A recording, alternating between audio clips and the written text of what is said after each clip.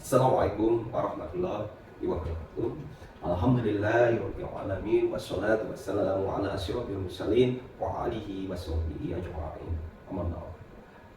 Sobat damai yang perlu kita ketahui tentang munculnya tantangan moderasi beragama dan keberhasilan usaha-usaha mengatasi sangat dipengaruhi oleh kebijakan dan tindakan pemerintah, termasuk aparatur sipil negara ASN.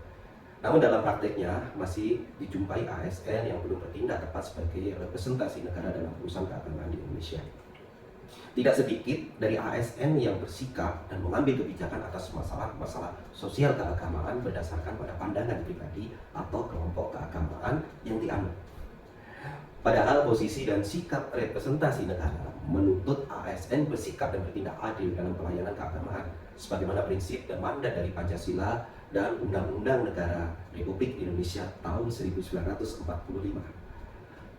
Dalam hal ini kita berusaha kembali mengingatkan suatu kesadaran bahwa Kementerian Agama sebagai bagian dari negara Indonesia yang berasaskan Pancasila dan Undang-Undang Dasar 1945 memiliki mandat untuk melindungi dan melayani agama-agama di Indonesia tanpa diskriminasi. Kesadaran ini tentunya mensyaratkan kesadaran dan pemahaman yang utuh tentang kedudukan Kementerian Agama Republik Indonesia baik dalam perspektif sejarah maupun dalam tata pemerintahan Indonesia hari ini.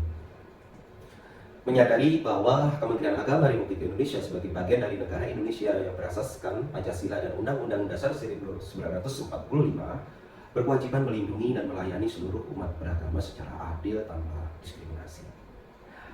Oke, Sobat Damai, kerawanan kehidupan bangsa menjadi tantangan bagi Kementerian Agama dalam melaksanakan tugas dan fungsinya di tengah masyarakat. Kerawanan ini ditandai berbagai gejala seperti kemerosotan moral dan krisis etika kehidupan berbangsa dan bernegara, ancaman gerakan separatis dan aksi terorisme, kemiskinan, kesenjangan ekonomi, dan dampak resesi global, melemahnya kearifan lokal, kebebasan demokrasi yang lepas kendali, dan penyebaran aliran keagamaan menyimpang yang mengarahkan pada penistaan agama.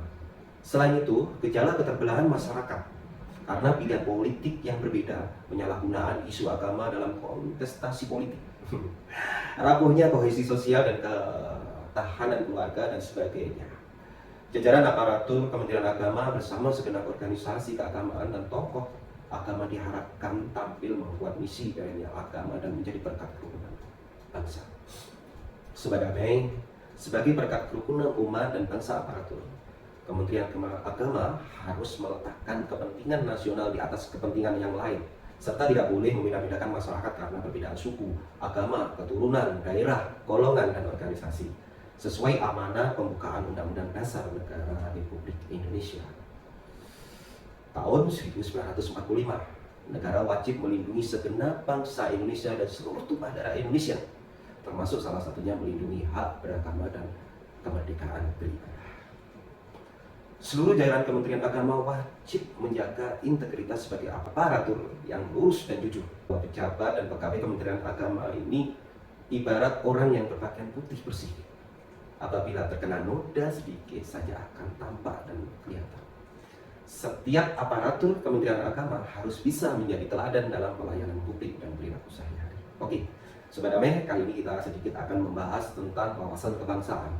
Sedikit kita mencoba untuk menjelajah dunia, mengapa sebuah bangsa itu bisa hancur ataupun bersatu. Bila kita lihat dari perspektif Al-Quran bahwa Qodrat dan Irodat yang maha kuasa sudah menjadi suratullah bahwa peredaran umat manusia dari zaman ke zaman akan senantiasa dikilir oleh Allah Subhanahu wa Ta'ala. Sekuat apapun kejayaan bangsa di dunia akan berakhir dengan sendirinya ditelan oleh peredaran zaman. Kemudian Allah Subhanahu wa Ta'ala tidak akan berubah nasib suatu kaum kalau kaum itu sendiri yang akan berubahnya. Jelas sekali sunatullah dan perubahan zaman. Bisa kita tetap eksis sepanjang zaman yang dibangun oleh kekuatan generasi yang berkesinambungan, atau akan terjadi perubahan sistem yang baru karena sudah tidak cocok lagi dengan kondisi zaman yang ada. Sejarah masa lalu adalah pelajaran bagi generasi kini dan yang akan datang. Ini jadi tantangan kita bersama, Sobat Damai, agar kita menjadi bangsa yang kuat, tidak mudah terpecah belah dan tidak gampang dihancurkan baik dari dalam ataupun dari luar. Oke, sebagai ilustrasi kita lihat dahulu kala ada negara adidaya, ada Amerika Serikat dan Uni Soviet. Ternyata yang terjadi apa Bapak, Sobat Ame? Uni Soviet ternyata sekarang sudah terpecah-pecah menjadi negara-negara kecil yang banyak sekali. Ada Serbia, ada Bosnia, Herzegovina, ini ada Ukraina. Wah, luar biasa teman-teman ya. Padahal itu adalah negara yang besar, ternyata bisa terpecah. Dan sebaliknya kita tahu ada negara yang dahulunya terpecah. Ada Jerman Timur dan Jerman Barat. Kemudian ada beberapa negara-negara kecil yang menyatukan diri menjadi negara bagian Uni Eropa.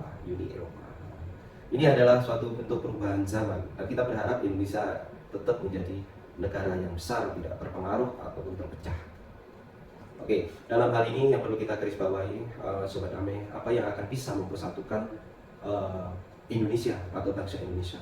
Kalau kita lihat ada beberapa keragaman, ada bahasa yang berbeda, suku yang berbeda, agama yang berbeda, adat istiadat yang berbeda, dan lain sebagainya.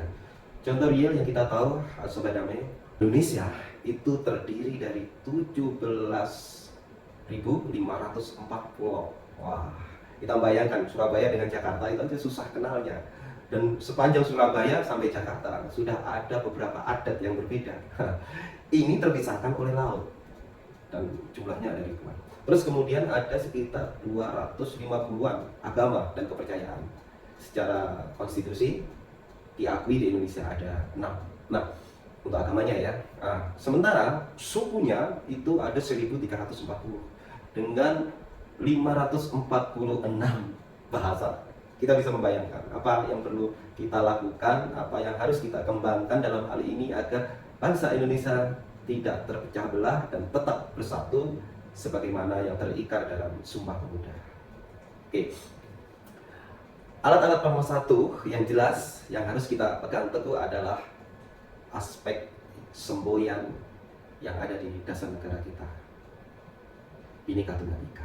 Berbeda-beda tetapi tetap satu tujuan. Terus kemudian bahasa Indonesia sebagai bahasa nasional dan persatuan. Dan satu bendera merah putih. Dan satu lagu kebangsaan Indonesia Raya. Dan lambang negara Garuda Pancasila. Dan tetap kita sering atau membiasakan untuk mengumandangkan lagu-lagu perjuangan. Sikap untuk mewujudkan persatuan ini harusnya kita lakukan dengan tidak memandang rendah budaya ataupun suku lain. Tidak menilai budaya dan sukunya paling baik, paling tinggi ketimbang yang lain. Mendahulukan kepentingan negara daripada daerah atau suku sendiri. Menerima keanekaragaman latar belakang suku dan budaya sebagai kekayaan bangsa yang tidak ternilai. Oke Sobat Ame, kalau kita mengingat Kiai Haji Abdurrahman Wahid atau lebih dikenal dengan Gus Dur, beliau menyampaikan Pancasila adalah dasar negara yang mempertemukan paham nasionalisme dan agamis, sehingga tidak ada tempat bagi negara yang ingin memecah belah kesatuan kita selama kita masih menerima Pancasila sebagai dasar negara. Jadi dalam hal ini kita pastikan bahwa Pancasila pemersatu bangsa. Sementara banyak paham-paham hoak yang berseliweran. Jadi Sobat Ame, kita juga harus perlu ya menyikapi. Jadi ada paham hoak yang mengatakan bahwa Pancasila alat sekuler dan komunis mencegah Islam. Hal-hal ini dikumandangkan sebenarnya ingin memecah belah bangsa Indonesia. Karena tahu bahwa Pancasila itu adalah salah satu pengikat kita atau yang mempersatukan kita bangsa Indonesia. Sehingga ketika pengikat atau pemersatu ini dihancurkan, maka sangat mudah sekali bangsa Indonesia ini akan hancur. Oke, dan inilah yang menjadi renungan bersama. Apa yang akan menjadi tantangan bangsa Indonesia untuk mempertahankan keberadaannya? Dan apa peran Kementerian Agama dalam menjawab tantangan kebangsaan ini? Untuk bisa membangun citra diri ASN Kementerian Agama Republik Indonesia yang kuat dalam mengharusutamakan moderasi beragama di masyarakat. Citra diri ini harus mencerminkan nilai-nilai yang menegaskan bahwa ASN Kementerian Agama adalah aparatur negara yang bersikap adil, imparsial, dan profesional dalam mengemban mandat perlindungan dan pelayanan bagi umat beragama di Indonesia. Sobat Ame, demikian yang bisa saya sampaikan. Terima kasih banyak atas perhatiannya. Mohon maaf atas kekilapan dari tingkah laku tutur kata. Semoga Allah memberikan kita kekuatan selalu istiqomah berada di jalannya. Semoga bisa bermanfaat dan membawa berkah untuk kita semua. Akhirul kalam, wassalamualaikum warahmatullahi wabarakatuh.